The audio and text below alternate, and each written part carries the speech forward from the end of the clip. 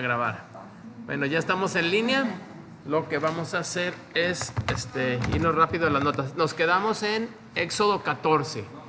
Y así rapidito para los que no habían venido.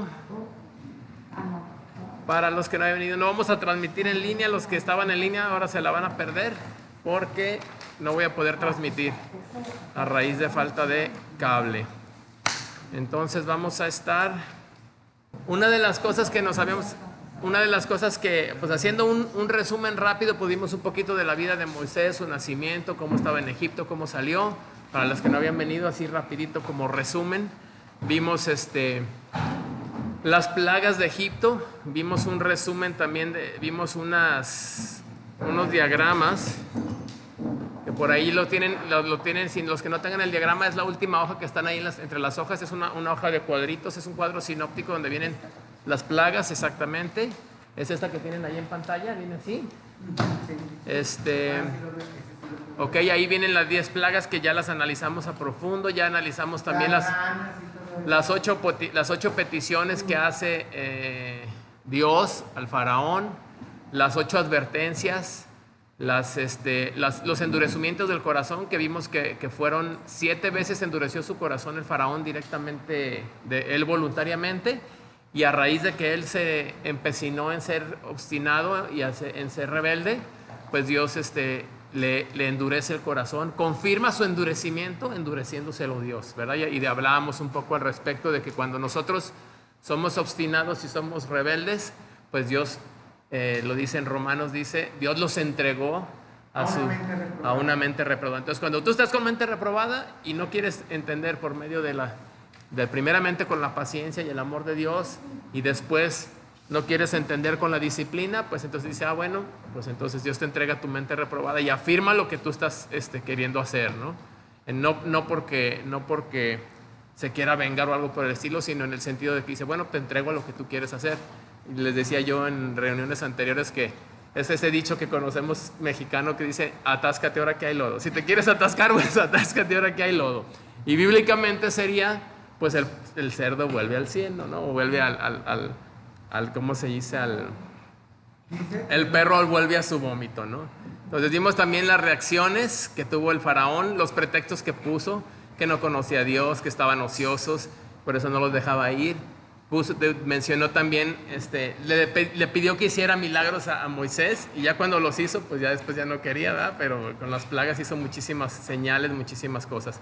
Los propósitos también los vimos, que eran 7 propósitos. Los usos de la vara, quién usó la vara y cuántas veces lo usó la vara. Y de hecho, Domi tenía una tarea pendiente que ya me dijo que si la hiciste o no la hiciste. No la ha sacado su tarea. Iba a investigar si la vara de Aarón era la misma vara de Moisés y si es la misma que está dentro del arca del pacto, que ahí dijeron que pusieran una vara. Ok, bueno. Pero cómo se usó la vara y cómo no en todas se usó la vara. Cómo no en todas usó la vara Moisés, sino a veces la usó Aarón, otras veces la usó, una vez Aarón, otra vez Moisés. Cómo en algunas de las plagas usó las manos. Moisés también lo vimos, ¿verdad? En unas usó los puños para hacer cenizas en las úlceras, cenizas con los puños, y eso lo aventó al aire y eso generó las úlceras. Y la otra vez que usó las manos fue cuando le dice alza tus manos al mar, ¿no? Sí, creo que sí, algo así. Sí. Ahí las tienen en sus notas. Y ya eso fue básicamente como que lo que estuvimos viendo. Ahorita ya terminamos las plagas, ya pasó la muerte de los primogénitos, murieron, ya el faraón dijo, ¿sabes qué? Pues no, ahora sí, queremos que se vayan, ya no los queremos aquí porque nada más han traído destrucción. Todo esto ha sido una lucha con los dioses de Egipto, ya vimos cada uno de los dioses a los que atacó cada una de las plagas, y era una competencia entre dioses, por así decirlo, ¿no? Obviamente, pues, dioses falsos, ídolos, creación versus el Dios verdadero, el Dios de la Biblia, el Dios eterno, todopoderoso. Pues obviamente no había competencia, ¿no? Es como si tú te pusieras... En Samuel también cuando pasa lo mismo, ¿no? De que se llevan Ajá. Que hacen un sacrificio y que le echan agua y que le dicen, a ver, díganle a sus dioses, no. En Samuel cuando los hijos de Eli se llevan, que eran todos unos reprobados, se llevan el arca del pacto. Ah, ok. Se lo llevan a otros pueblos y son derrotados los israelitas pensando que iban a ganar.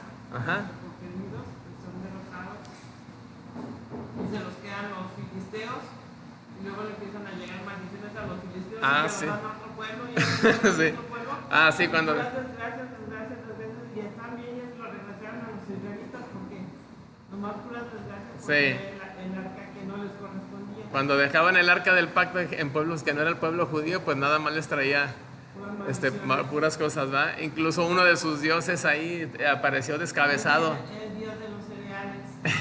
No me acuerdo su nombre, pero... Y sí, no, pues y aparte eran muy supersticiosos, pero en este caso pues sí era verdad todo lo que sucedía. Dios estaba actuando en medio de esos pueblos. Entonces, aquí estamos, entonces vayan a sus notas, bueno, en su Biblia, abran su capítulo 14 de Éxodo, y viene el momento, pues a lo mejor pudiéramos decir que es el momento clímax del libro de Éxodo.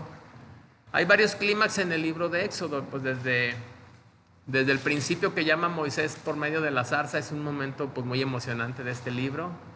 Otro momento clímax es este que vamos a empezar a ver, que es Éxodo 14, cuando Amén. Moisés abre el mar, ¿verdad? Y que huyen y que abre el mar. Y bueno, también uno de los importantes de los clímax de este libro viene siendo también en el monte Sinaí, cuando baja la presencia en forma de nube y les da las tablas a Moisés, ¿no? Esas son otra de las partes,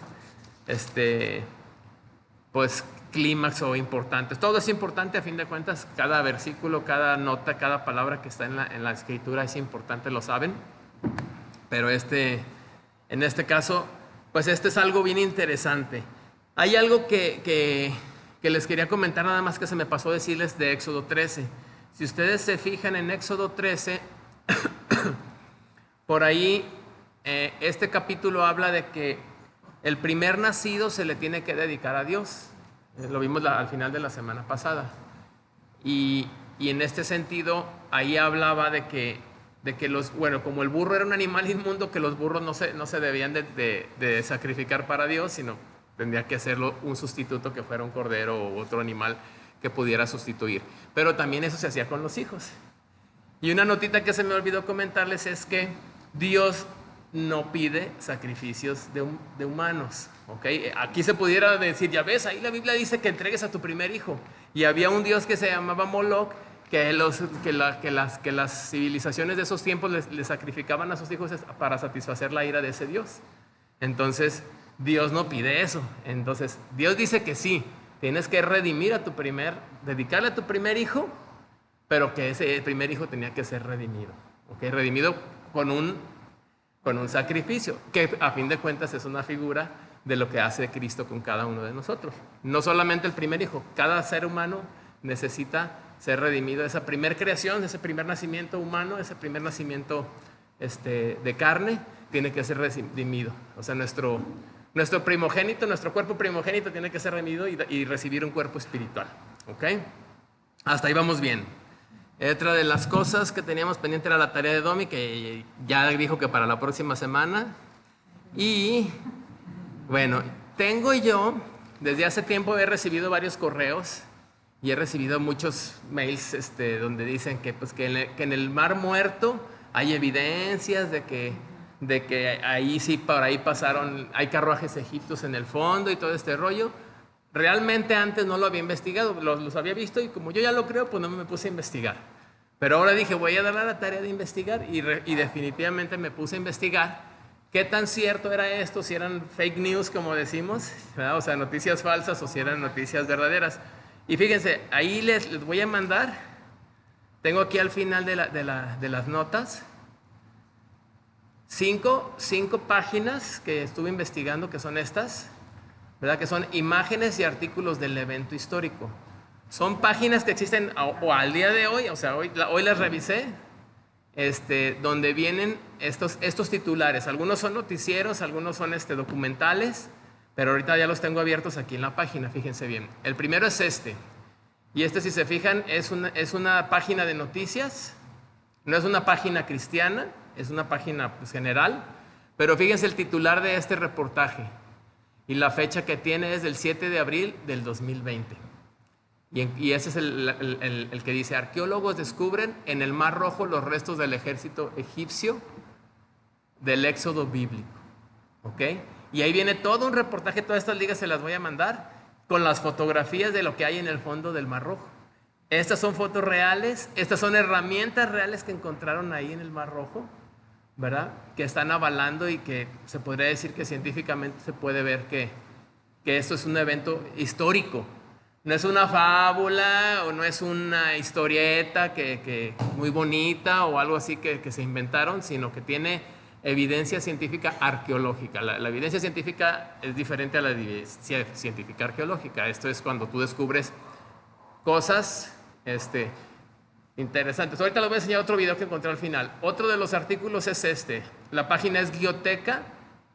Traté de buscar páginas que fueran, no fueran de cristianas, porque pues, las páginas obviamente cristianas pues siempre van a buscar apoyar, ¿no? Yo busqué documentales, busqué páginas de periódicos, busqué páginas de revistas y dije, vamos a tratar de encontrar. Este es otro de los titulares que me llamó la atención, que dice así: encuentran pruebas de que Moisés y el pueblo de Israel sí cruzaron el Mar Rojo. ¿Por qué les pongo esto? Porque es lo que vamos a leer.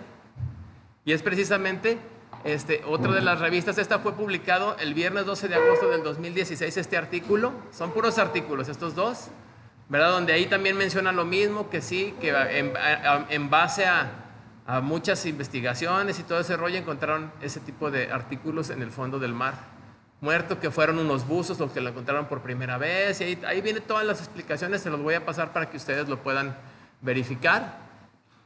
Viene incluso aquí algunos videos de películas, ¿verdad? Aquí viene un video de una peliculita donde viene la escena de cuando, una película donde cruzan ahí el mar, cuando abre Moisés el mar y todo ese rollo. Son varios. Viene esta, que es una más actual, viene esta viejita, que es la de los 10 mandamientos. También esta tiene unos efectos bien chistosos, ¿verdad? Pero bueno, era lo que se podía hacer en ese tiempo, ¿no? Déjame parar esto. Ahí está la escena. No la vamos a ver toda. Esta es la otra, miren, la columna de fuego, cuando los va siguiendo el faraón, cómo Dios los protege. Y tiene ahí algunos comentarios buenos, las fotografías y todo. Pero ese es otro artículo que encontré, ¿verdad? Donde precisamente en base a las evidencias arqueológicas, pues se puede deducir que este fue un evento histórico real. ¿Ok? Sí ya es una página cristiana, y aquí también mencionan lo mismo. Restos, ¿quién lo lee fuerte? Restos bajo el Mar Rojo de carruajes del ejército del faraón de Egipto. Ahí está, ¿verdad? Y viene lo mismo, ¿no? Fotografías de las ruedas, fotografías de herramientas, pezuñas de caballos que fueron encontradas. Entonces, pues, ¿cómo llegó un caballo allá al fondo del mar, ¿verdad? Solamente que se lo haya echado un tiburón y lo haya hallado por allá. Pero bueno, ahí,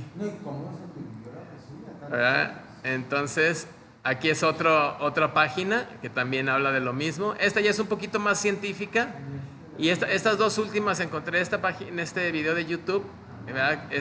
Dice, ¿sabías que las aguas del Mar Rojo se pudieron separar de verdad? Esta es como una investigación científica que dice que el viento sí se pudo abrir y que hay una parte bajita, pero a fin de cuentas hay una teoría que dice que se creó como un puente de arena y que el aire descubrió eso, una parte muy bajita, que el aire lo descubrió y que pudieron cruzar. Pero ahí esa teoría pues suena interesante y pudiéramos decir, bueno, puede ser que Dios usó eso para que los hiciera cruzar. La pregunta es, ¿cómo es que de repente se quitó y los egipcios sí se ahogaron? Entonces, la teoría tiene poco sustento porque ¿cómo es que un grupo de personas sí cruza y otro grupo de personas se ahoga? Ese es el punto, ¿no? O sea, bueno, pues si hizo viento y se creó un camino en medio porque estaba bajito en ese momento, se hizo un banco de arena y se pudo cruzar, pues hubieran cruzado los dos. ¿Me explico? O, pues bueno, o pasó y si fue así y de repente se quitó, pues ¿por qué se quitó de repente ese fenómeno?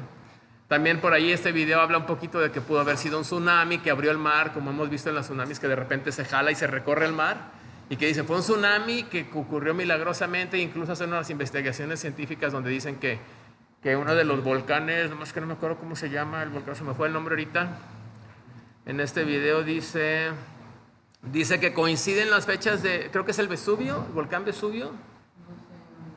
Bueno, ahí en el video, ahorita se los voy a mandar las ligas, pero ahí en el video menciona que uno de los volcanes hizo erupción en ese tiempo y que pudo haber generado un tsunami, y haciendo varias investigaciones con el carbono 14 creen que la fecha de esa erupción está mal y que coincide con la fecha del Éxodo, y por tanto pudo haber sido que fue con un tsunami. Si Dios lo usó así, y si fue así y Dios lo usó así, pues pudiera ser, pero todo para Dios no hay límites. ¿Me explico? Y si Dios lo hizo nada más por su simple palabra, o si usó un fenómeno natural para hacerlo, pues Dios tiene la capacidad de hacerlo y decidirlo, ¿no? Sí. Hay varias cosas que son interesantes, porque sí menciona la Biblia que muros a los lados. En un tsunami pues no hay muros a los lados, se recorre el mar y se queda una parte descubierta y luego después se regresa. ¿Me explico? Pero es hacia un lado, no es que se abra así. En un tsunami no se abre el mar así para abrir una brecha, sino que se abre, se va hacia adentro, ¿no? Ajá. Primero se aleja y después regresa, ¿no? Con una gran fuerza. Entonces, bueno, habría que cuadrar varias cosas en el caso de que hubiera sido un tsunami. Entonces, esto se los menciono porque es muy padre poder encontrar evidencias externas que nos hablan de que este evento fue un evento real. ¿Qué pasó ahí en Éxodo 14? Pues ya todos conocemos la historia, déjenme lo pongo aquí. Y ya conocen, ¿no? Los israelitas cruzan el Mar Rojo. Así de manera rápida les comento, del 1 al 4, pues les pide Dios que acampen ahí en la orilla. Ahí lo pueden ver, lo voy a hacer un poco más grande. Les pide Dios que acampen ahí en la orilla, pero les avisa que va a endurecer el corazón del faraón, ¿verdad? Aquí se lo dice nuevamente, voy a endurecer el corazón de faraón por terco, ¿verdad? Ahora sí que Dios le endurece el corazón ahí en el versículo 8. Le avisaron al faraón que habían huido y que no sé qué, y en ese momento se le endurece el corazón y dice, pues ¿por qué los dejamos ir? ¿Cuándo cometimos esta locura, no? ¿Cómo hemos hecho esto de haber dejado a Israel para que nos sirva? O sea, de repente como que recapacitó y dijo, no, pues mano de obra barata, mano de obra gratis, ¿la estamos dejando ir? No, pues no puede ser. Entonces, en el versículo 10 vemos que temen. Israel, a pesar de que ya había visto las plagas, las 10 plagas de Egipto, en el versículo 10, ellos vuelven a temer en gran manera porque ven que los persiguen. Entonces, ahí vemos una promesa muy interesante en el 14, dice, ¿qué dice ahí? ¿Quién no lee fuerte? Jehová peleará por nosotros y nosotros estaréis tranquilos. Ahí está la promesa que les dice Moisés, ¿verdad? Dice, no teman, estén firmes, ¿verdad? Dios va a pelear por ustedes. Y esas promesas, pues nosotros como creyentes podemos también asirnos de ellas. Nos podemos agarrar de estas promesas. ¿Por qué? Porque constantemente nosotros vamos a estar en peligros, constantemente nosotros vamos a tener preocupaciones, pero nosotros también constantemente tenemos a Dios con nosotros, confiamos en Él y podemos decir que Él puede pelear por nosotros, ¿cierto? Amén. Ok, me recuerda, lo vamos a ver ahí más adelante en el capítulo que sigue, en el 15, es toda una descripción en un canto que hace el cántico que se conoce como el Cántico de Moisés, que es en Éxodo 15. El Cántico de Moisés no es una alabanza que inventaron en la iglesia, sino que es un cántico que hizo Moisés y su hermana María, y ahí viene la descripción de todo lo que hizo Dios al momento de que peleó por ellos. Hay otros pasajes interesantes, por ejemplo, en Nehemías 4:20, ¿no? Que hemos visto que cuando estaban también ahí reconstruyendo los muros, en Nehemías 4:20, fíjense, el lugar donde oyeres el sonido de la trompeta, reunidos ahí con nosotros, nuestro Dios. También cuando estaban queriéndose oponer en la reconstrucción de los muros en Jerusalén y la reconstrucción de todo, cuando estaba Nehemías allá en un evento mucho más adelante, se utilizan estas mismas frases. El Salmo 35 también nos menciona, 35:1, pueden ponerlo ahí en sus notitas de Éxodo 14, me andan picando los moscos. 35:1, fíjense lo que dice. Plegaria para ser librado de los enemigos. Disputa, oh Dios, con los que contra mí contienden. Pelea contra los que me combaten, ¿no? Echa mano al escudo y al palves, levántate en mi ayuda. Saca lanza, etcétera, etcétera. Habla también de eso, de cómo podemos pedirle a Dios que cuando tengamos enemigos, ahí en el 16 de Éxodo, regresándonos a Éxodo 14, en el versículo 16, del 15 al 16, pues ahí habla de... Dios le dice a Moisés, pues ya sabes qué hacer. Le dice, ¿por qué clamas a mí? Moisés le dice, oye, Dice, ¿qué voy a hacer? Le dijo Dios a Moisés, ¿por qué clamas a mí? Diles que marchen, alza tu vara, ya te había dicho qué es lo que hay que hacer, extiende tu mano sobre el mar, ahí está, y divídelo. Entren los hijos de ahí y caminen en lo seco, ¿no? Ahí está el evento. Endureceré el corazón de los egipcios para que lo sigan, pero yo me glorificaré. ¿Por qué? Porque al hacer este gran acto de vencer al ejército más poderoso en su tiempo, este ejército de los egipcios era el más poderoso en esa región, ¿verdad? Y entonces, pues, todo esto se iba a correr la voz. Todo esto se iba a correr la voz y iba a decir, oye, pues, ¿cómo es posible que unos esclavos vencieron al ejército más poderoso del mundo? No sé ahorita cuál es el ejército más poderoso del mundo, pero pues creemos que sigue siendo el Estados Unidos. Es como si dijeras que todos los que se fueron de braceros o de mojados a Estados Unidos se levantaron en armas contra Estados Unidos y lo vencieron con su Dios. ¿Qué pensaría todo el mundo? ¿Qué pensaría todos los países del mundo? Pues es el Dios de esos. Si los mexicanos que se fueron a trabajar a Estados Unidos vencieron al ejército más poderoso con su Dios, pues ¿qué clase de Dios es ese? Bueno, o sea, ese es el punto, ¿no? Imagínense que dijeran, oye, ¿qué Dios tienen los mexicanos? Bueno, en este caso, pues no sería... El mexicano normalmente, la mayoría no cree en ese Dios. El mexicano creyente cristiano, ese sí cree en ese Dios, pero así de increíble parecerían los titulares de las noticias, ¿no? Como unos esclavos o unos trabajadores pudieron vencer al ejército más poderoso. Dice... Bueno, aquí en el 18 está también el propósito 2. El propósito era darse a conocer. Uno de los propósitos era darse a conocer. En sus apéndices de las últimas páginas en el apéndice, el propósito 2 era que se dieran a conocer, ¿verdad? Y aquí está otra. A ver, ¿qué es esto? ¿Quién me explica qué es? ¿Quién es el ángel de Dios? ¿Quién es el ángel de Dios? No, mandó un ángel que... Ay, no. El ángel que iba delante del campamento de Israel se apartó de que iban por ellos y se puso a sus espaldas, ¿ok? Se puso a sus espaldas. Pero ¿quién es este ángel de Dios? A ver, mis chicos universitarios. Creo que Alexander sabe. No. A ver, Alexander, sí, se vale opinar. ¿Quién era Gabriel? No. Ok, a ver, los que no han venido, a ver, la Domi ya sabe todo, ella es bien cerebrito. Ella es bien, San Miguel es el soldado. Ok, tú dices que es Miguel. ¿Tú quién dices que era? ¿Ni idea? Ok, Iñaki, acuérdense de Evangelio, ya les he platicado esto. A ver, ¿por qué? Pues porque es hijo de Dios, o sea, Ok, es un mediador, el mediador. pero Ok. no es ángel. Es Dios una dice el ángel que ok. no les puso, ¿no? A ver, Porque ahí dice, ¿a está. cuál de ellos dio nombre nadie? Ni a sus ángeles. Así, bueno, tiene razón Juan Pablo. Jesús no es un ángel de Dios. Ok, Jesús no es un ángel de Dios, porque incluso dice en Hebreos, ¿a cuál de sus ángeles llamó alguna vez hijo? A ningún ángel nunca le ha llamado hijo, y a Jesús sí le llamó hijo. Este es mi hijo amado, en quien tengo complacencia. Pero la clave está en la palabra ángel. La palabra ángel en el hebreo es malak. ¿Malak? ¿Sí? ¿Es malak? ¿O me estoy confundiendo con...? Sí, malak. Y en la palabra ángel en el griego es... Déjame acuerdo cómo es la palabra. Ángelos. Ángelos, ¿ok?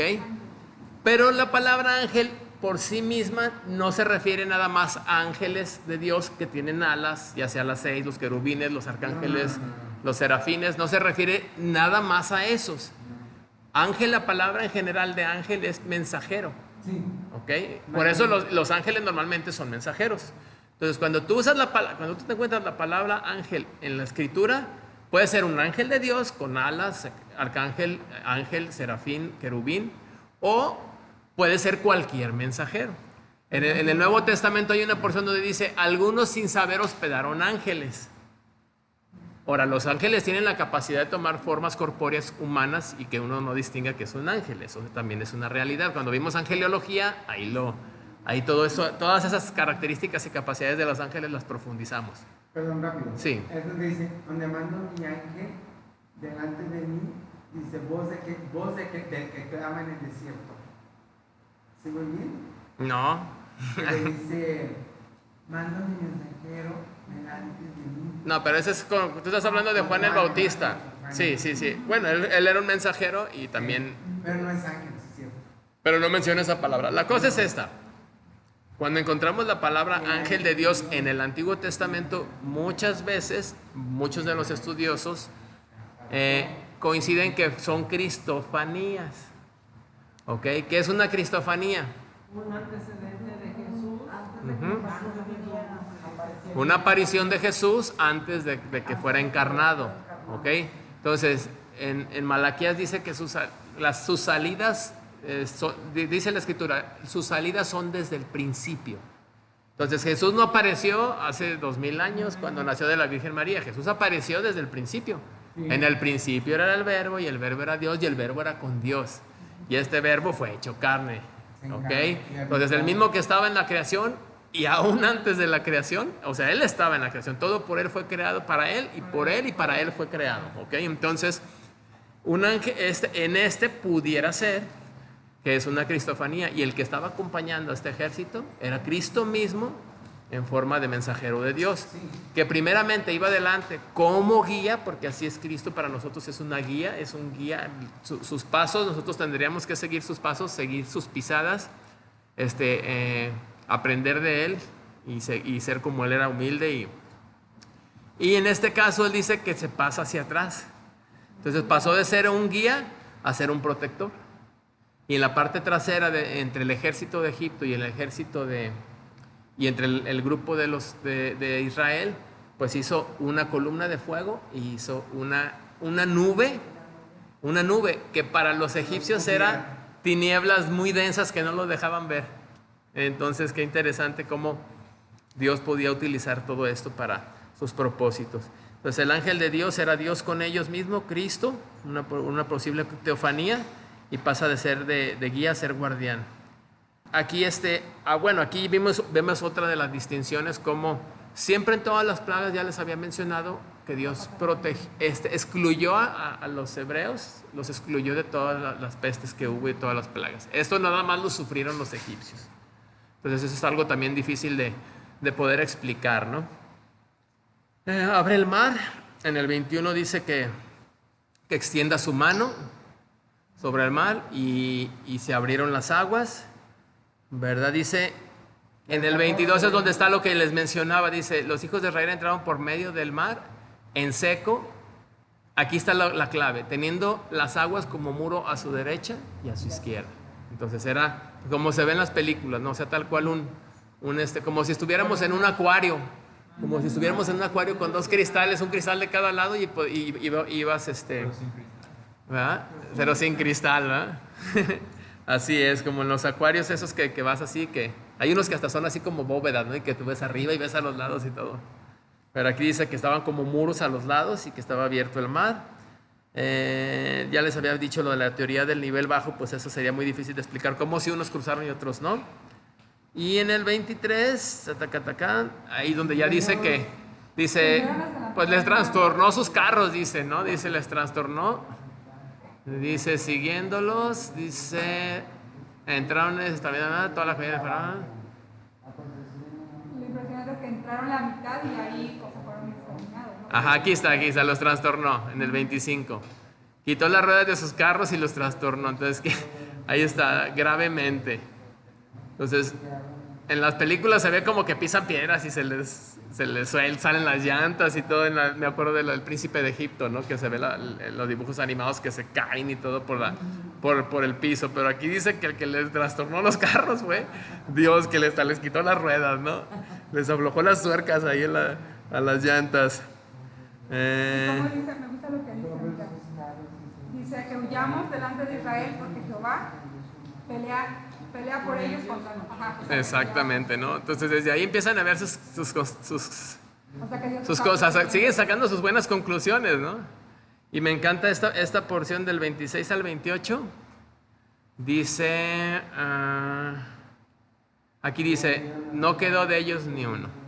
¿verdad? O sea, a fin de cuentas, extiende la mano, dice que el mar se volvió con toda su fuerza, ¿verdad? Al huir se encontraba con el mar y los derribó en medio del mar. Se volvieron las aguas, cubrieron los carros, la caballería, todo el ejército que había entrado tras ellos, no quedó ni uno. Y los hijos de Israel sí salieron sin ningún problema. Entonces ahí está la diferencia, ¿no? La diferenciación, que son también 7, bueno, son 10 en cada plaga, siempre distinguió, pero están 7 están mencionadas, 7 sí están mencionadas, que hizo distinción entre la plaga, entre uno y entre el otro. Entonces, todo eso. Hay algo bien interesante, esto no lo sabía, lo estuve investigando estas semanas, y fíjense bien, el Salmo 77:15, ¿de qué creen que habla?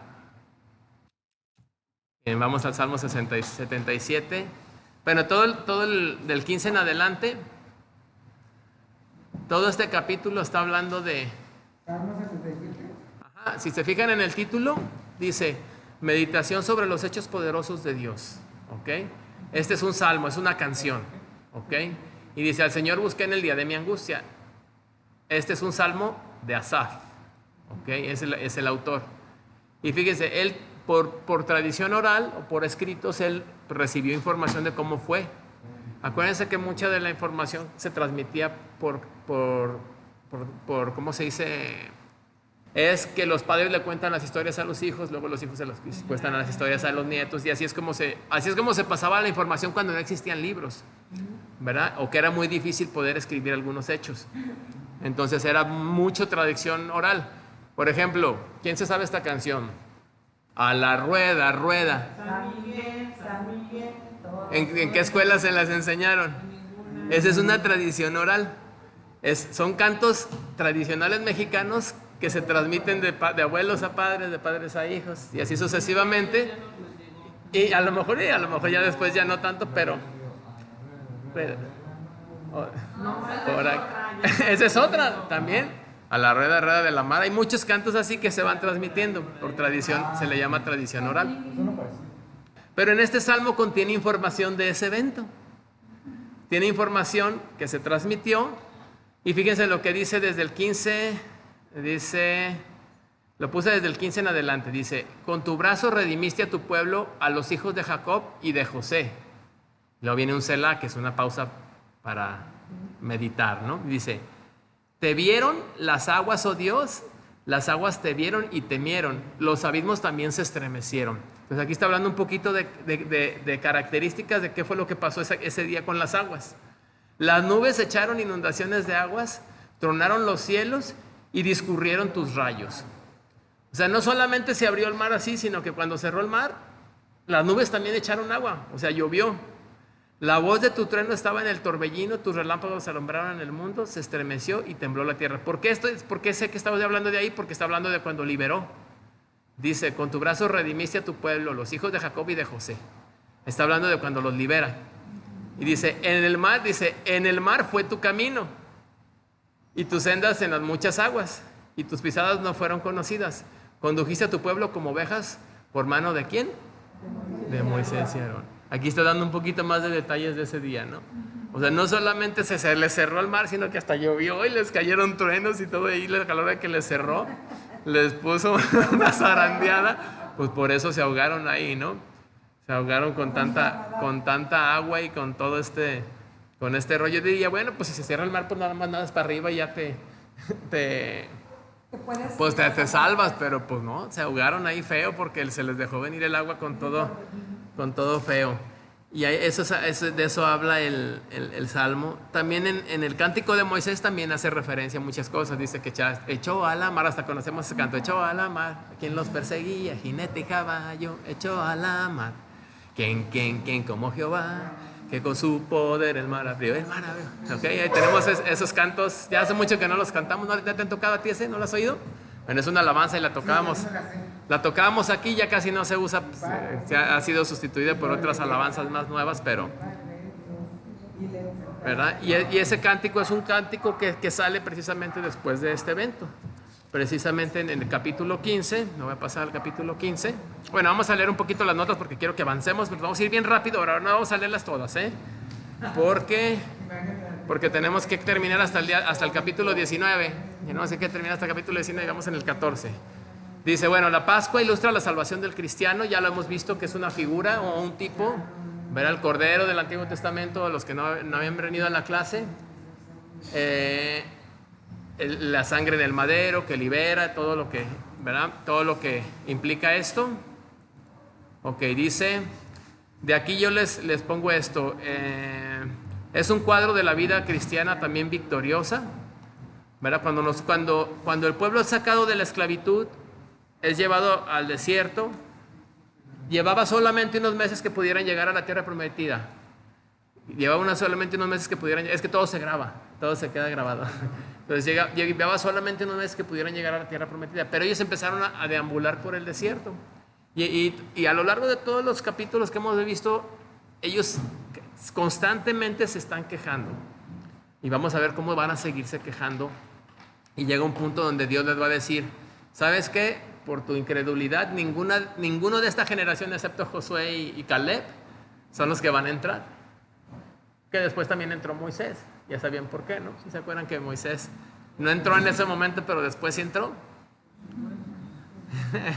Bueno, ahorita les voy a decir por qué. Porque algunos piensan que Moisés no entró a la tierra prometida, pero sí entró.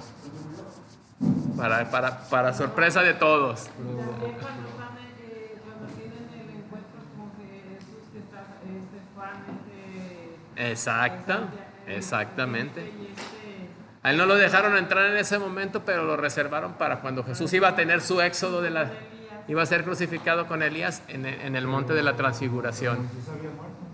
Ajá. Es que Jesús tuvo un encuentro sobrenatural en el monte de la transfiguración donde estaban como testigos. Y estaba Moisés y Elías. Entonces ahí ya están en la tierra prometida, ahí ya está Cristo. Entonces 2000 años después, pero entró. digamos que Dios le reservó un mejor regalo, ¿verdad?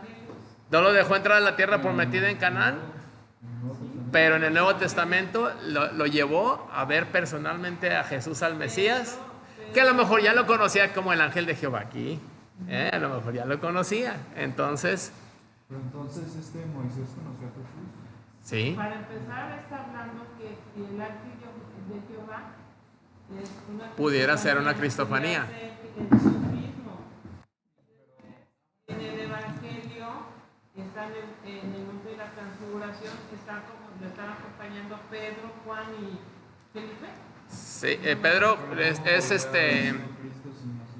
Pedro, el círculo íntimo. Pedro es... Juan y Felipe, no. Ahorita te digo. Santiago. Simón Pedro. Ay, ¿quién es? Se me fue. Y ahora se me confunden. Nicodemo. No, según yo es Jacob. A ver, espérame, déjeme ver. Es ahorita te digo. Ahorita les digo quién estaba. Acá está, mire. Está en estos tres pasajes. Está en paralelo. Está en paralelo. Ok, está en paralelo. Miren, está aquí. A ver, compártelo para todos, por favor. No, ya. Ok, dice Jacobo, está Jacobo y Juan. Jacobo y Juan, es que ya no se me confunde. El Jacobo es el que ya no dudo. Ahí está. Y dice, hermano lo llevó aparte de un monte alto, se transfiguró delante de él y resplandeció su rostro como el sol. Y sus vestidos se hicieron blancos como la luz. Y he aquí les aparecieron. Moisés y Elías. ¿Quién estuvo con Jesús ahí? Moisés y Elías. ¿Verdad? Ahí está. Entonces Moisés le dieron una mejor opción. Porque Se transfiguró delante de ellos. O sea, ¿cómo? Se transfiguró delante de Pedro, Jacobo y Juan, pero al mismo tiempo se les apareció Moisés y Elías, y el Padre también estuvo ahí porque se apareció el Padre y dijo, este es mi hijo amado, a él oíd. Ahí está, mira. nunca murió, Elías fue raptado. Sí, eso sí lo sabía. Una voz desde la nube que decía, este es mi hijo amado en quien tengo complacencia, a él óigalo. Pero en realidad, o sea, no, él no vivió en la tierra prometida. Ahí es una representación de como de autoridad, de los que de compañía. Pues son porque muchas. No, ajá, exacto, porque así como que decir que entró, pues hubo una aparición, ¿no? Con ellos.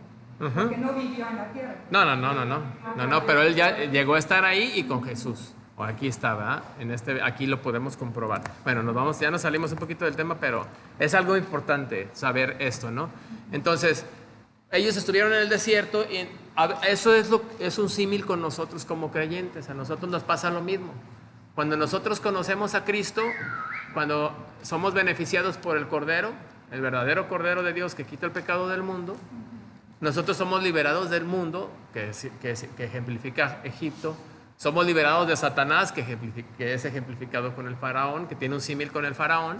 Y nosotros somos llamados a libertad, a poder ser alimentados por Cristo, caminar con Él cada día y poder llegar a la tierra prometida. ¿Okay? A una vida plena en Cristo. Pero a veces como creyentes nos la pasamos dando vueltas en el desierto sin poder disfrutar de esa y quejándonos de nuestra vida en lugar de disfrutarla, ¿no? Dice, es triste, pero demasiados cristianos como los judíos, librados de Egipto, se pierden en su desierto de incredulidad. ¿Okay? Así como ellos vagaron 40 años nada más ahí por incrédulos. Es como la rueda de la fortuna, ¿verdad? Si son salvos por la sangre, pero no demandan, si son salvos por la sangre, pero no son plenos, ¿verdad? No demandan su herencia, por así decirlo. Bueno. Es cuando no alcanza la tierra prometida, ¿verdad? Que le dice, habla en la y le dio 2 varas. Exactamente. Y Dios lo reprendió y no entró a la tierra prometida. Ajá. Eso ahorita vamos a llegar. Bueno, más adelante vamos a llegar hoy en eso. Ahorita vamos a ver el primer encuentro, porque hay un primer encuentro con la roca y hay un segundo encuentro con la roca. Y vamos a ver qué es la roca, qué es la vara y qué significa cada una de esas cosas. Bueno, ahí cuando estaban en el temor, se nos está acabando la pila. Bueno, a ver hasta dónde llegamos. Ok, se quejan, o sea, dudan nuevamente, ya lo vimos, es el capítulo 14. ¿Verdad? Dice, si confiamos en Dios no tendríamos por qué temer, ¿no? Ahí sus respuestas serían, si confiamos en Dios no tendríamos por qué temer. Se quejaban de Dios, pero al quejarse de Dios no solamente se quejaban se quejaban con Moisés. Y Moisés les dice, ¿saben qué? O sea, si se están quejando conmigo, se están quejando con Dios. Entonces, cuando tú te estás quejando con un servidor de Dios y nomás estás criticándolo y quejándote con un servidor de Dios, a fin de cuentas estás directamente, el que no es conmigo es contra mí, dijo Jesús. Entonces, cuando tú vas, lo que le hagas a uno de sus pequeños, se lo estás haciendo a Dios, ¿no? Sea bueno o sea malo, lo vimos en el Nuevo Testamento. Entonces, de repente ellos llegaron al punto donde decían que les iba mejor siendo como esclavos del faraón. ¿Sí me explico? O sea, que ellos decían, no, pues estábamos mejor allá, ya comíamos carne de balde, ¿no? Pero esa es la carnalidad que no nos deja a veces. Decimos, ay, cómo extraño las borracheras y el desrelajo y jajaja, o las drogas, o este vicio que yo tenía, o esta cosa, o esta pachanga que yo me la vivía diario. ¿Cómo la extraño? Pues es el cristiano que vive así, añorando su vida pasada, pues es el que no está disfrutando, ¿no? Por eso no está disfrutando, no ha entendido bien o no ha dado el paso de fe que se necesita. Ahí hay 3 órdenes que le dan: no temas, estén firmes y vean la salvación de Jehová. Entonces lo que nos corresponde es tener fe y basarnos en estas 3 cosas. Ya lo habíamos visto esto, que al colocarse atrás lo protege. El mismo mar que fue la salvación para el pueblo, fue la condenación para Egipto. Y esto tiene un símil muy interesante porque pues la misma palabra de Dios... Ay, híjole, ¿qué hice? Me moví a donde no quería. Control, buscar, a ver, búscame estos. Ahí está. Me moví sin querer.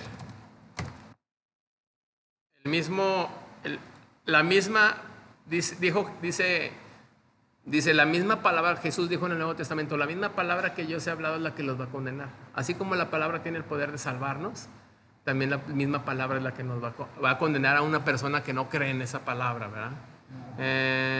Dice significados espirituales. Debemos captar el significado espiritual de este proceso. El cruce del Mar Rojo es un tipo de la unión del creyente con el Cristo, lo que les venía platicando.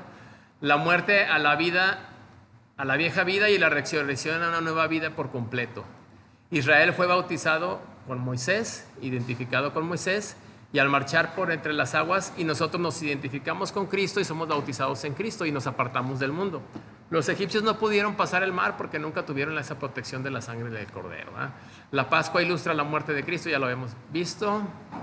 Dice, Ok, aquí, esto es importante. La primera experiencia es la sustitución. La Pascua es la sustitución de un cordero, de un inocente por un culpable, que a fin de cuentas con Cristo es lo mismo con nosotros. Él era el inocente, nosotros éramos el justo, dice la Escritura, el justo por los injustos. Nos llama a nosotros como injustos. Esto es Romanos 4:5. La segunda experiencia es la identificación, porque nos identificamos con Cristo en su muerte, sepultura y resurrección. El cruce del mar es eso, su muerte, su resurrección. Pero aquí dice, esto lo explica Romanos 6-8, donde dice que no, ¿cómo dice el capítulo de Romanos 6? Dice, de manera que pecaremos para que la gracia abunde, dice, de ninguna manera, que dice que nuestro cuerpo ya no es esclavo del pecado y que ya no estamos sujetos a la esclavitud del pecado, que ya podemos ser libres, ¿no? y que rechacemos todo lo que es la esclavitud esta. En Josué 3:4, el cruce de Israel por el Jordán al Canal es un tipo de la entrada del creyente a su herencia espiritual por fe y pedirla como suya. En tal caso es por fe que el cristiano pide esa victoria.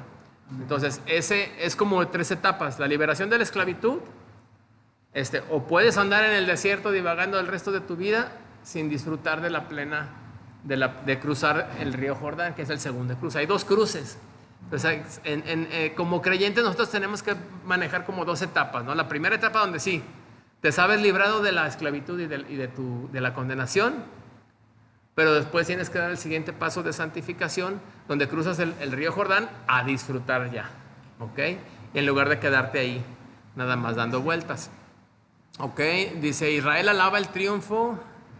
A ver, esto ya viene siendo el capítulo 15. Y en el capítulo 15 pues está muy sencillo. Realmente es una canción. En el capítulo 1 y 2 pues se le hace una exaltación a Dios. También en el 3, 10 y 13 se exalta a Dios por lo que había hecho. Se remembra o se recuerda todo lo que hizo en estos eventos de las plagas y todo, cómo los libera. Lo describe en el 3 al 7 como un Dios guerrero, de guerra. Describe lo que hace en el mar en el 8 y en el 10, en el 14 en el 16. La doxología por la salvación está en el 10 en el 13. Del 14,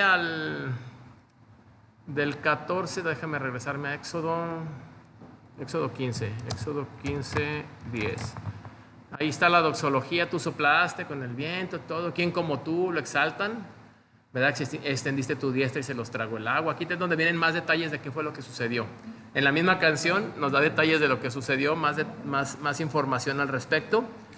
Y aquí está lo que yo les mencionaba, el efecto futuro sobre la gente que supiera este evento. Ahí está la gloria. ¿Cuál es la gloria de Dios? Esta, que lo oirán los pueblos y temblarán. Es una canción: lo oirán los pueblos y temblarán, se apoderará dolor de la tierra de los filisteos, los caudillos de Edom se turbarán, los valientes les dará temblor, se acobardarán todos los de Canaán, caiga sobre ellos el temor. Esto era lo que iba a pasar. Todos los demás cercanos van a decir, no, pues ¿cómo le hicieron estos? Pues ese Dios es increíble, ¿no?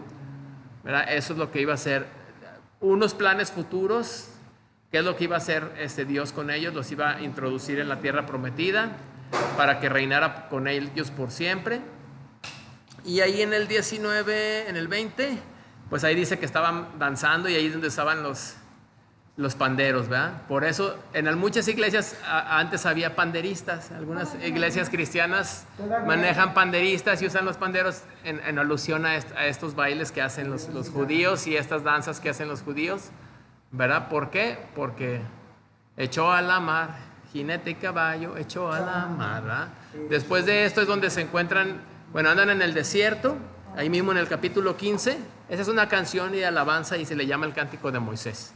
Y existen varias versiones de este cántico, ¿verdad? Después de aquí del 22 en adelante, se encuentran con unas aguas, llegan a tomar aguas en unos lugares y se encuentran que son aguas amargas, y les dice Dios que echen un árbol ahí al agua, con ese árbol se endulza el agua, las aguas se endulzaron con este árbol, ¿verdad? Y ahí les dio por primera vez, fíjense bien, ¿cuándo dio los mandamientos? ¿Cuándo dio los mandamientos Dios? Con Moisés, ¿no? Ajá, ¿pero cuándo? ¿Y en dónde? ¿Saben el pasaje? No, claro, no recuerdo, pero sí. Bueno, es en Éxodo 20 donde están los 10 mandamientos. Y tienen una réplica en Deuteronomio también, una repetición, porque acuérdense que Deuteronomio es la repetición digamos que viene siendo como la segunda ley o la repetición de las reglas a las generaciones más chicas, ¿no? Deuteronomio. Entonces aquí Moisés le dice, nosotros pensamos que los mandamientos los dio en el monte Sinaí. ¿A quién? A Moisés. Dime, Iñaki. Una pregunta, ¿quién era Miriam? Miriam era la hermana de Moisés y de Aarón. Es Miriam, o María también es María. Miriam es una variante de María. Es como decirle Mari. Es como Mari y María. Así como Miriam es una variante en el hebreo de María. ¿Qué dice que también hay un cántico de Miriam? Es ese, es el de Moisés y María.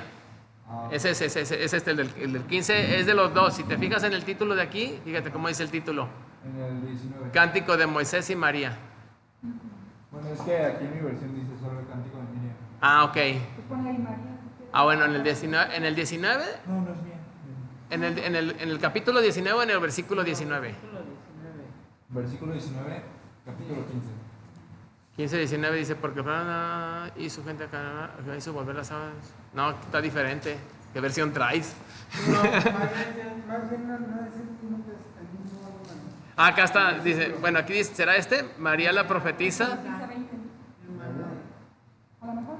Sí, a lo mejor están recorridos los versículos en esa versión. Y ahí dice Miriam, ¿no? En el 20 y en el 21, hey, es la misma, es una variante. En el 20 dice, entonces Miriam la profetisa, hermana de Aarón. Ajá. Mira, si quieres te enseño la palabra original, aquí la podemos ver en el diccionario. Ahí está, mira. Fíjate cómo se escribe la palabra. Miriam. Ahí está. Miriam, nombre de dos mujeres israelitas. María, Miriam es María. Ajá, es como una variante, es como decirte Iván, Juan y John. Es Juan en diferentes idiomas. Más o menos la idea es esa. Aquí está, mira, y ahí está. Bueno, ese es el hebreo, pero no, yo no lo sé leer. Ahí está, mira, se ve, este es el hebreo. Y se lee de derecha a izquierda, ¿ok? Se lee de acá para acá. Miriam, no se pronuncia Miriam. Esa es la pronunciación. Se lee de derecha a izquierda, el hebreo. ¿Ok? Y se escribe también de derecha a izquierda, ¿sí? Sería muy complicado. Pues sí, está difícil para nosotros. Bueno, ok, entonces seguíamos con 20, estamos en el 15. Uy, ya no alcanzamos a avanzar mucho. Una queja. Bueno, ahí en el capítulo 24, en el 24, perdón, en el versículo 24 del capítulo 15, viene otra queja, ¿verdad? Y ahí dice, murmuró contra Moisés y dijo, ¿qué hemos de beber? ¿Verdad? Ah, porque tenía sed pueblo. Ay, ¿dónde le habrá la peña? ¿Verdad? Entonces dice, no, aquí llegaron a Elim, donde había 12 fuentes de aguas. Llegaron a un oasis que se llama Elim, ¿verdad? Y había 70 palmeras y acamparon ahí junto a las aguas. Aquí la primera vez se endulzan esas aguas que les da Dios y después llegan a un oasis prácticamente.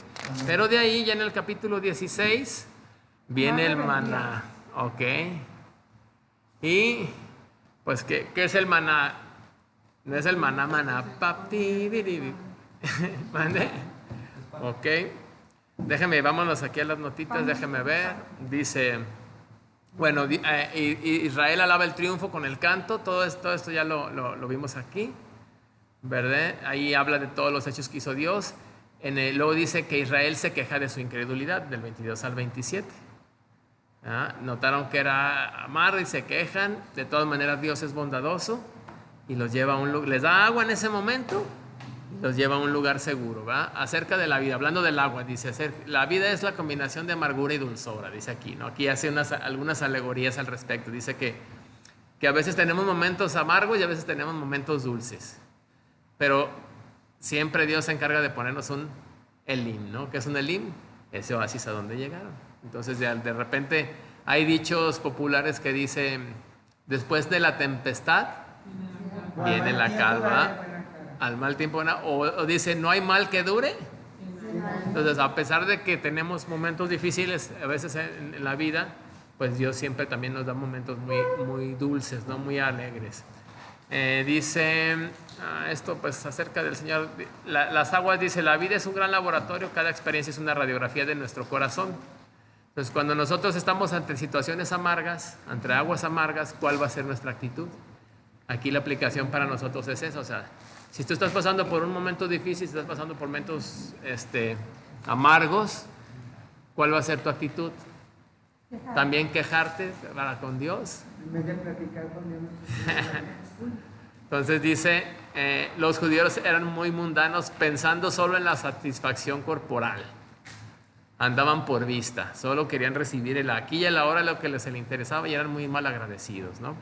Y acerca del Señor, Dios sabe nuestras necesidades y Dios tiene un camino planeado. En este caso, cuando los saca de ahí, Dios ya sabía por dónde los iba a llevar, dónde iba a cruzar el mar, dónde les iba a dar agua, dónde les iba a dar alimento, dónde les iba a dar el maná, etc. Entonces, el maná, tiene muchísima información. El maná ya lo conocen, pues en el capítulo, todo el capítulo 16 habla al respecto. Ellos tenían hambre y se vuelven a quejar porque tenían hambre. Entonces dice, en el 2 y el 3 dice, ojalá hubiésemos muerto por manos de Jehová en Egipto. Ay, cómo mejor no nos morimos allá. En lugar de andar aquí en el desierto, allá nos sentábamos en las ollas de carne. ¿Ustedes creen eso? Comíamos pan hasta saciarnos. Y nos sacaron aquí para matarnos de hambre con toda esta multitud. Ahí está la queja otra vez, ¿no? Les acaba de dar agua, les acaba de demostrar gran poder y se vuelven a quejar, ¿no? Y luego dice ahí en el 4, pues les promete maná. Le dice a Moisés, dice, le haré llover pan del cielo. ¿Qué tal? ¿Y si yo veo pan? Entonces les dice, del 6 al 8 le dice a Moisés que iban a conocer a Dios a través de este acto. Y ahí donde les menciona que precisamente quejarse con Dios, con Moisés y con Aarón es también estarse quejando con Dios. Otra vez ahí se los menciona. En el 9 al 11 se les aparece en una nube, ¿verdad? Apareció en una nube y le habla a Moisés diciéndole que las instrucciones del maná hasta el capítulo 14, hasta el versículo 14. Le da las instrucciones y aquí a partir del versículo 15 es la primera vez que desciende el maná. Ahí está la escena, ¿no? Dice, y viendo los hijos de Israel se dijeron unos a otros. Aquí dice, desde el 14, aquí está. Venida la tarde subieron codornices, cubrieron el campamento por la mañana. Y cuando aquí sobre la faz del desierto una cosa menuda, redonda, menuda como una escarcha sobre la tierra. Viéndolo los hijos de Israel se dijeron unos a otros, ¿qué es esto? Y ese fue su nombre, porque maná significa ¿qué es esto? Entonces cuando dijeron maná, pues ¿cómo se llama esto? Maná. ¿Qué es esto? Porque no sabían qué es. Entonces, ¿El maná es el pan? Ajá. Ya, eso es lo que Jehová ha mandado, recoged de él cada uno según lo que pudiera comer. Si lo guardaban, se echaba a perder. Eso es a lo que vamos a ver ahorita precisamente. Dice, le da la orden de que no lo guarden. Dije, ninguno de ellos deje nada para mañana. O sea, tenías que más agarrar tu porción del día. ¿Ok? Claro. Pero unos no obedecieron y se pudrió, se engusanó al día siguiente. Para el día del domingo, bueno, el día séptimo más bien, Ajá. se descansaba, tenían un día antes que agarrar. El día doble sexto. porción para que el día que Así es. descansaran, pues no fueran a agarrar más. Del 20. Había quienes también- Ay, no, me imagino. Ahí está, ¿verdad? Ahí está, el sexto día recogieron doble porción y ese día sí no se podría. O sea, de lunes a viernes, de domingo a viernes sí se podría. Nada más de viernes a sábado no se podría, el sábado no se podría. Porque el sábado tenían que descansar. Y también algunos desobedecieron. Dios los regaña y dice, pues le estoy diciendo que no, que el día sexto agarren doble y que no se va a echar a perder porque desconfían y ahí los vuelve a regañar Dios. En el 31 viene la descripción. Lo llamó maná y era como semilla de culantro, que no sé qué es. Cilantro. Blanco y su sabor como hojuelas de miel. Que ¿Ok? parece como la avena, ¿no? En otras versiones, a mí se me figura que es como El culantro es el cilantro. pero la semilla. Es como la Amaranto, ¿no? como el amaranto. Fíjate. Gracias. Acá se dice como las semillas del cilantro y dulce como pan con miel. Los israelitas lo llamaron maná en esta versión. ¿Ok? Y luego menciona ahí del 32 al 34, dice ahí es donde ordenan, aquí es donde del 32 al 34 es donde ordenan que guarden, que llenaran un gomer. ¿Sí saben lo que es un gomer? Es una medida, eso equivale como a 2 kilos o a 2 litros. ¿Ok? Y que lo guardaran en el arca del triunfo. Aquí dice el arca del testimonio, dice aquí, delante del testimonio, dice aquí. Dice, puso delante del testimonio para guardarlo. Así le llamaban también al arca del pacto, la arca del testimonio. ¿Ok? Entonces ordena que ahí guarden 2 kilitos para evidencia en el futuro. Y ahí en el 35 dice que con esto lo estuvieron comiendo 40 años, o sea que era un alimento balanceado que por lo menos te hacía vivir 40 años. ¿Verdad? Ahí está. Aquí está, un gomer es la 10ª parte de una efa, para que sepan. No, sí, ya me quedó claro. Una efa, la efa es 10 veces un gomer. O sea, 20 kilos. Si un gomer es 2 kilos, 10 veces una efa son 20 kilos. Entonces sería como un costalito pues como una cubetita, como una cubeta de 20 kilos. Las de pintura son de 20 litros, más o menos como una cubetita de las de pintura es como una efa y el de 2 kilitos es el gomer, ¿ok? Para su información. Enriquecimiento. Pues así se le llamaban las medidas en ese tiempo. Sí, como en Estados Unidos milla y aquí metro, o allá kilómetros, millas, sí, son unidades de medida diferentes, yarda con centímetros, etcétera, ¿no? Pulgadas con centímetros, son diferentes medidas y en ese tiempo se usaban esas. Entonces, a ver, ¿cómo va la pila? Dice que me quedan 6 minutos, que no creo que sea cierto. Gloria al Señor. Pero que le damos a ver si llegamos a más. Sí, le damos, a ver, vámonos al 17. Bueno, vamos a las notas, a ver si las alcanzamos a terminar. Entonces, aquí está, dice, el maná explica quién es Jesús. Este capítulo debería leerse con conexión de Juan 6. Ahí acuérdense que ya lo vimos, cuando vimos el yo soy, estudiamos la frase, yo soy el pan de vida. Y en el Juan 6 precisamente hace alusión a esto, a este evento.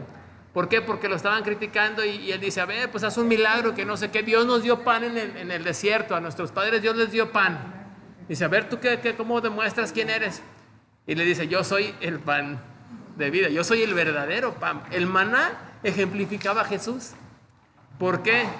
Ahorita les voy a decir. Dice, es un tipo de Jesucristo. Un tipo, acuérdense que es un ejemplo de lo que vendría a ser Jesús en el futuro, el pan de vida. También ilustra la palabra escrita de Dios con la cual el pueblo peregrinó y se alimentaba día con día. El maná explica quién es Jesús. El maná, ¿qué es esto? Así se le llamaba. La pregunta que hicieron los judíos al no poder explicar este nuevo alimento que Dios les había enviado es un gran misterio, ¿no? Dice, déjenme les digo, es un cuadro de Jesucristo. Número 1, por su humildad. Era pequeño, lo cual hablaba de la humildad, porque se hizo un bebé, incluso se hizo siervo. Número 2, la naturaleza. Era redondo, lo cual habla de un círculo infinito, ¿no? A lo que habla de su eternidad. Son símiles. Era blanco, hablando de su pureza, ¿verdad? Condición de pecado. Acuérdense que vimos en los apéndices de la semana pasada o antepasada los 7 juicios injustos hacia Jesús y cómo todas las declaraciones fueron inocentes, ¿verdad? Entonces, no conoció pecado, no hizo pecado y no hay pecado en él. ¿Se acuerdan que vimos las 3 declaraciones de la Escritura respecto a que Jesús no tuvo pecado? Era dulce su dulzura, ¿verdad? Dice que para nosotros que somos creyentes, Dios es hermoso y es dulce, es amoroso, etc. Ellos extrañaban las cebollas, la carne de Egipto, pero el que conoce a Dios de manera íntima. Ahí yo veo algo que se me hace interesante, que dice, lo molieron, batieron y hornearon, pero entonces tenía sabor a aceite, no a miel. Y se me hace interesante lo que dice luego, hay una lección espiritual aquí para nosotros. No podemos mejorar la sencilla palabra de Dios. Exactamente, no es como querer mejorar a Cristo o querer mejorar su palabra, pues hasta no sé. Pero eso hasta el día de hoy, o sea, la gente repele a Cristo, le sabe a cebolla y demás, cuando a nosotros nos sabe a miel, ¿no? Exacto. Dice, Pues por tratar de mejorar. nos alimenta, es satisfactorio y fortalecedor. Simplemente a ellos los alimentó por 40 años, entonces pues imagínense qué clase de alimento era. Para nosotros espiritualmente pues también es algo que nos satisface y nos fortalece cada día, ¿no? Todo lo que necesitamos para la nutrición espiritual es Jesucristo. El maná ilustra también cómo vino Jesús. Número 1, vino ¿de dónde? Nadie le dijo a Nicodemo, nadie subió al cielo y descendió al cielo, sino el Hijo del Hombre que está en el cielo. Así le dijo. Fíjate, y le da 2 declaraciones en ese momento. Dice, nadie subió al cielo y descendió del cielo. O sea, no hay nadie que conozca arriba y abajo hasta el momento. Dice, nada más ¿quién? El Hijo del Hombre, o sea, yo, que descendió del cielo. Le dice Jesús a Nicodemo en Juan 3. ¿Ok? Y dice, yo, que el Hijo del Hombre que está en el cielo. O sea, no solamente estoy aquí contigo ahorita platicando. En mi omnipresencia también estoy allá arriba. ¿Cómo ves? ¿Qué te parece eso, Nicodemo se quedó así, maestro de Israel, y se quedó todo cacheteado, no sabía ni de qué. Te digo cosas terrenales y no las entiendes, imagínate si te digo las espirituales, pues ahí le dio un buscapié, como dice, ¿no? Vino de noche, esto simboliza la oscuridad que había en ese momento, ¿no? El maná venía en la oscuridad, entonces Cristo vino en un momento también oscuro, y donde había gran maldad, ¿no? Y sigue habiendo, ¿no? Siempre en el mundo seguirá habiendo. Vino con el rocío. El rocío perseveraba al maná, mientras el rocío era como una basecita que se ponía antes para que el maná quedara ahí y no se contaminara con el suelo. Sí, el rocío normal que conocemos, pero llegaba primero el rocío y luego ya llegaba el maná. De esa manera Dios evitaba que les hiciera daño, ¿verdad? O evitara que la chupara el diablo. ¿Ok? ¿Ok? Entonces, ellos no tenían que seguir la regla de los 3 segundos como nosotros, de que se te cae algo. ¡Ay, 1, 2, 3! La regla de los 5 segundos en los 3 segundos para levantarlo. Y pobre Satanás dice, si crees que tu trabajo es difícil, imagínate chupar todo lo que se cae al suelo, dice Satanás, ¿verdad? Según eso. Cayó en el desierto, aquí dice, esto es un tipo también, el rocío es un tipo del Espíritu Santo, porque cuando Jesús vino a la tierra, el Espíritu fue el que también prepara los corazones, ¿no? Hasta ahí. Fue mediante el ministerio, en ese sentido también Jesús fue, acuérdense que María concibió por el Espíritu Santo. Entonces, eso es lo que hizo sobrenatural la humanidad de Jesús. Hay 4 maneras, en los evangelios les explicaba que hay 4 maneras de formar un ser humano. ¿Cuáles son esas 4 maneras? Antropológicamente, cuando vimos antropología ahí lo vimos. Bíblicamente 4 maneras de formar un humano. Uno que es del barro, Adán. Otro que es de la costilla de uno ya hecho por el barro, Eva. La manera tradicional, un hombre y con una mujer. La manera tradicional, ya sea en todas sus versiones disponibles en vitro o por inseminación artificial o como le quieras hacer, o la manera natural. Y la otra, todas estas es con la intervención de Dios y se crea un humano normal. Pero ya en el caso de Jesús es con la intervención de Dios y el Espíritu Santo también, pero con una sola mujer y con la intervención del Espíritu Santo, sin semilla de hombre. ¿Okay? Esa es la 4ª manera de crear un humano, y de solamente hay uno, que fue Jesús. Jesús fue el único ser humano hecho de esta forma. Porque le dice que halló gracia. ¿Verdad? Entonces ahí está. Y el Espíritu Santo fue el que participó. Si Jesús no hubiera nacido de una virgen, nunca se le hubiera podido llamar el santo, ¿verdad? Era una naturaleza humana, 100% humano, pero también 100% Dios. Cayó en el desierto. El mundo no es un paraíso, para el inconverso es un lugar maravilloso, pero para el cristiano es un peregrinaje, ¿no? Sin embargo, Cristo vino a este mundo en amor para darle vida a los hombres. ¡Qué gracia! Vino a un pueblo rebelde. Eran esclavos, se olvidaron de esto y nada más se andaban quejando, pero aún así Él les demostró su amor y les dio el pan, ¿no? Les dio. Cayó justo donde estaban. Qué interesante, porque así es Cristo. O sea, Cristo, salvo en la ventana 40, ¿qué? 10:40, de 40 y 20, ya sí. Como la canción de José José, ¿verdad? Ya se me cruzaron los cables. Entonces, la lluvia de maná los venía persiguiendo cada vez que ellos iban avanzando. Sí, sí, sí, o sea, donde ellos estaban, ahí es donde caía el maná para alimentarlos. Si iban caminando, les empezaba a caer mientras Era de noche, acuérdate que donde ellos dormían, donde ellos amanecían, ahí. Entonces, si estaban acá de este lado, sería acá. Y al día siguiente acá. No caía en